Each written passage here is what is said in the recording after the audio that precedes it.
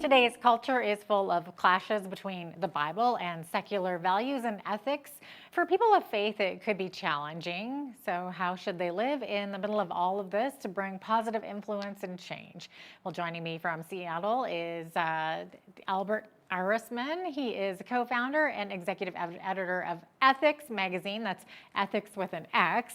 And he also teaches classes on workplace theology and ethics for Gordon Cornwell Theological Seminary. Together with Randy Pope, he's the co-author of Living with Purpose in a Polarizing World. Welcome to Bridge City News, Albert. Great to have you on today. Thank you. Very nice to be here. Okay, so can you maybe give us a brief overview of your book and who you're hoping to target with this? We live in a world where there is a lot of polarization going on. We call it polarizing rather than polarized because the issues will change. We can expect some issues during this election year in the US. We can expect some other issues next year and the next year and the next. So, how do we live in this world? We've observed that many Christians respond by basically assimilating into the world and living like everyone else. They have two sets of values, one at work, one at home. And that is not a satisfactory response. We've also seen people withdraw. We've also seen a lot of Christian anger or seeking power or even fear. And we don't think any of those are the right response. The question is, what is God calling us to do in this age? And to learn about that, we decided to look at the narratives of Scripture and look at how others walked a path that was not conducive to their faith. Not people were not supportive of who they were and following God. And we looked at people like Daniel and Esther and Ruth and Joshua and Moses, and all of them lived in a polarizing world of their own. What can we learn from them? That was the premise.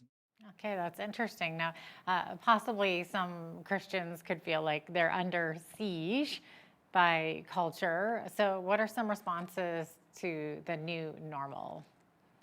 So, under siege for sure. It actually, the idea for the book started when someone at church said to me, "It's really hard to be a Christian in business in this area because there is so much pressure against Christians."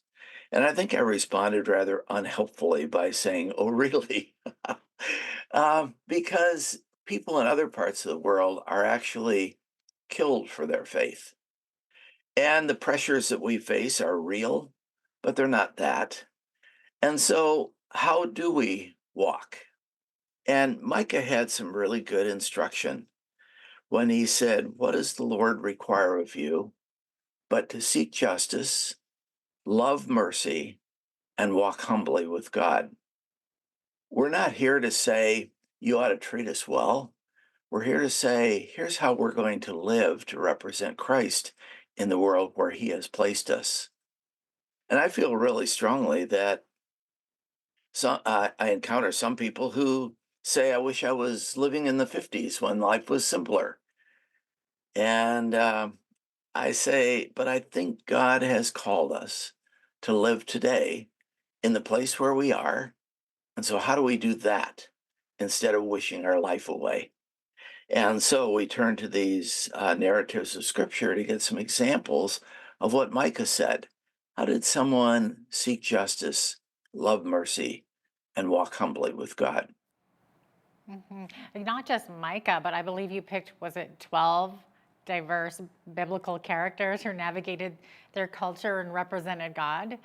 Yes, Micah Yeah. gave the kind of overall instruction, and Jeremiah did as well. In Jeremiah 29, Jeremiah told people that were in captivity that wasn't a place they wanted to be. And he said, "Seek the good of the city, because when the city does well, you also will do well."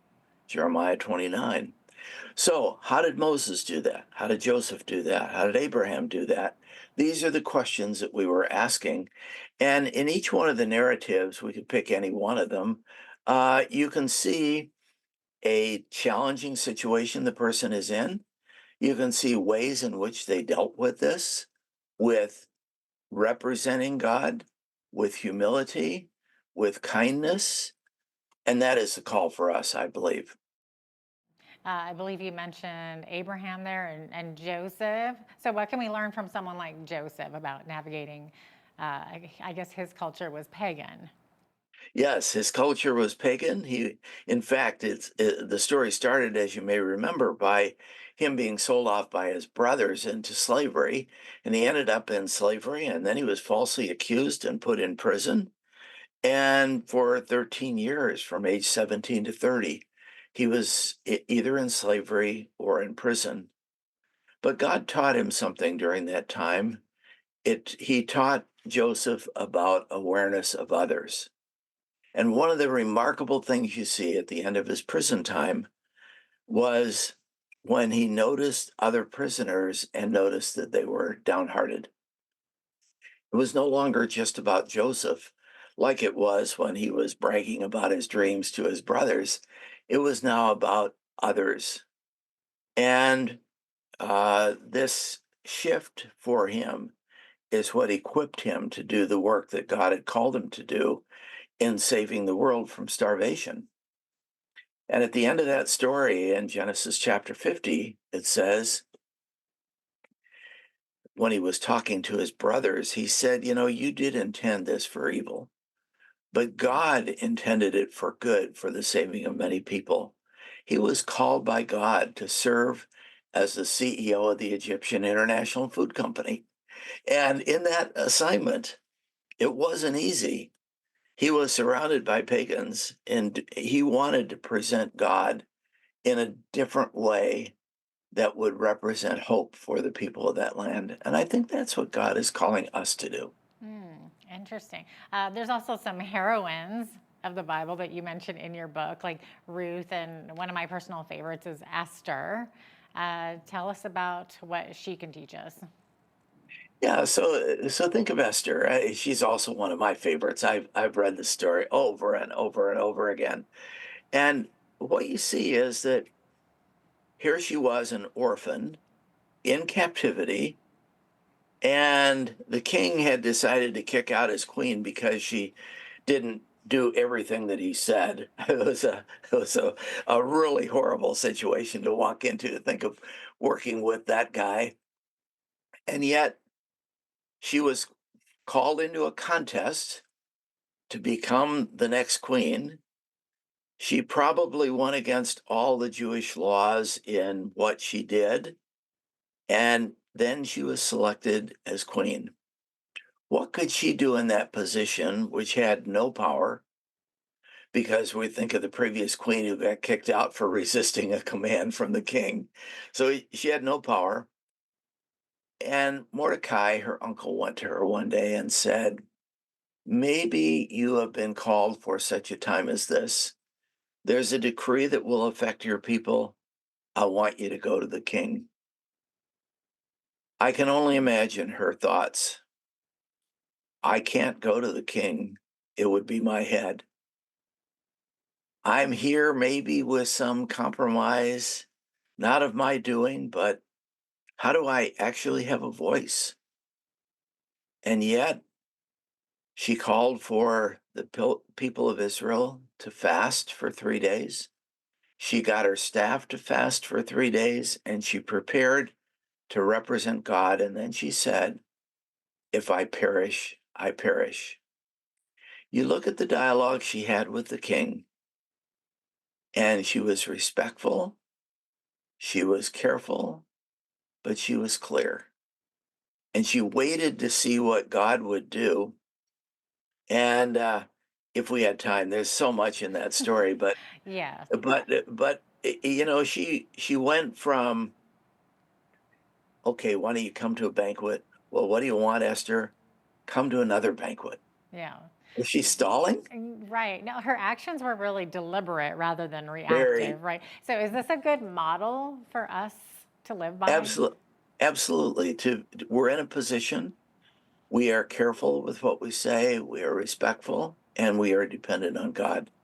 I can't think of anything more closely aligned with the position that we are in our world today, when we are put upon How do we respond? Do we respond in anger or in fear?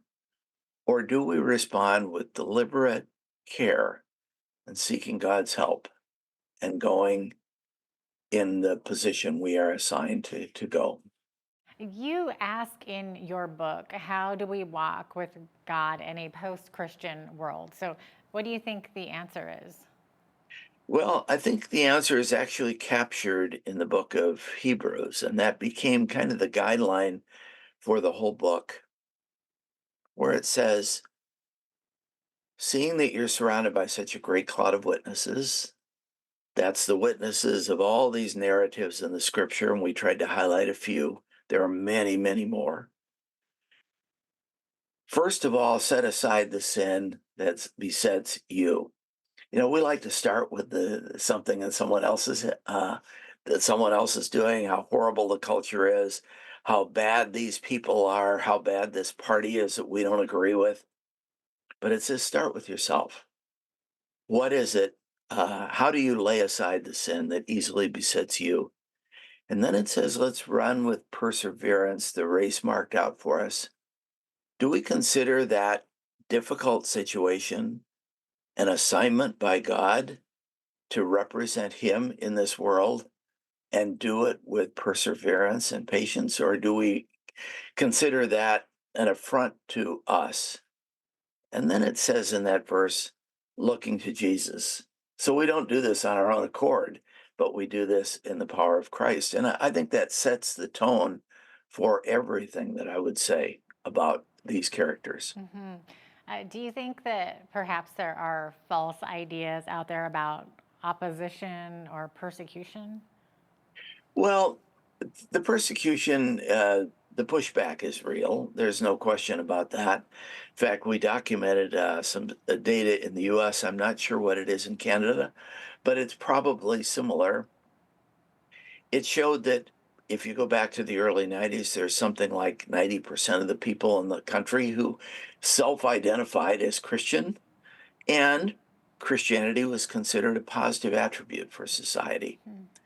Fast forward to today, that number is down to about 62% that identify as Christian, and Christianity is regarded as a negative. So it's very real. But the question is, it was real in the lives of all of these people as well. So, what can we learn from them? How do we navigate this world by representing Christ with humility and by offering hope to a world that's desperately in need of hope? And so, how can we bring that touch to our encounters with others? Do you think it's a mistake to try and fix what's broken in culture? I think we do everything that we can when we are in a position to do it. So, I think about an election. And in an election, you look carefully at the candidates. My guess is that no candidate perfectly aligns with the kingdom of God. So you do as well as you can in saying, how do I support this candidate? But when the election is over, then you say, all right, this is the leadership that is there. How do I best represent Christ in the face of this leadership? And so it's not always saying, I wish it were different, but rather saying, how do I represent Christ in the situation where I am? And I think that's the call. So, you think back to the early church, that was a very pagan world. You read the book of Acts and you can see that. And yet, through God's people acting with humility and representing God well, the whole world was turned upside down and transformed. I think that that is the path rather than anger or seeking power to influence our world in a way that offers hope and a future. Uh, well, Jesus's responses were often polarizing. So, are we supposed to follow that example? Yeah, you look carefully at how Jesus responded. Remember when it was about him, look at his trial. He was accused of things and he said nothing. The place where he actually responded in a rather harsh way was to the so-called religious community, where what they were doing was not representing him well, whether it was the Jewish people who are trying to exploit the poor as money changers in the temple, and he reacted very strongly against them. But I love to read John chapter 4, where Jesus encountered the woman at the well. And here's a person who was morally bankrupt. And the disciples were afraid to even ask him, "Why are you talking to this woman?" And he knew all about her. But he responded to her with a kindness and a care that actually transformed her and her whole village. And so, yes, I think as you read through the Gospels, you will see Jesus reacting harshly, primarily to the religious community, but to that surrounding community that shapes this culture that we're concerned about. He responded as a person of influence Yeah. And love. Yeah. and love. Yeah. Yeah. You know what? We are out of time here, Albert, but thank you so much for being with us today. Appreciate having you on. All right. Thank you. Albert Erisman is the executive editor of Ethics magazine and the co-author of Living with Purpose in a Polarizing World. Great to have him on today. I'm Jeanette Roche on behalf of all of us here at Bridge City News. Thanks so much for watching.